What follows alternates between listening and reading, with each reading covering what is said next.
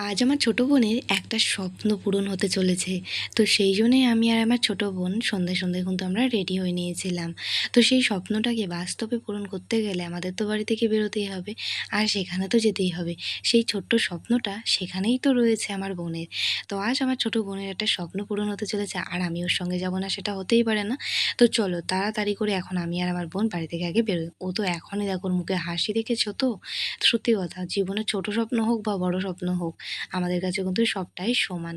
তো দেখো আমি আর আমার বোন রেডি-সেডি হয়ে সেই দোকানটাতে চলে এসেছিলাম। এবার তো তোমরা বুঝেই গেছো যে আমরা কোথায় এসেছি। এই দেখো সেই দোকানটা। তো আমরা ফাইনালি কিন্তু দোকানের ভেতরে চলে এসেছি। আর যে জিনিসটা আমরা নিতে এসেছিলাম তো সেটা নেব দেখে এখানে বসে পড়েছিলাম। সত্যি কথা বলতে এই দোকানে যখন এসেছিলাম আর এই যে মোবাইলগুলো আমরা দেখছিলাম খুবই ভালো লাগছিল। সবথেকে আমার এই ফোনটা ভালো লেগেছিল। তো এই ফোনটা খুবই ভালো লাগছিল। এটার দাম ছিল ৪৩,০০০ টাকা। তো যাই হোক বোনের যেটা পছন্দ হয়েছিল তো সেটাই আমরা নিয়ে নিয়েছিলাম। আর এখানে দেখছিলাম আমি এই ফ্রিজগুলো।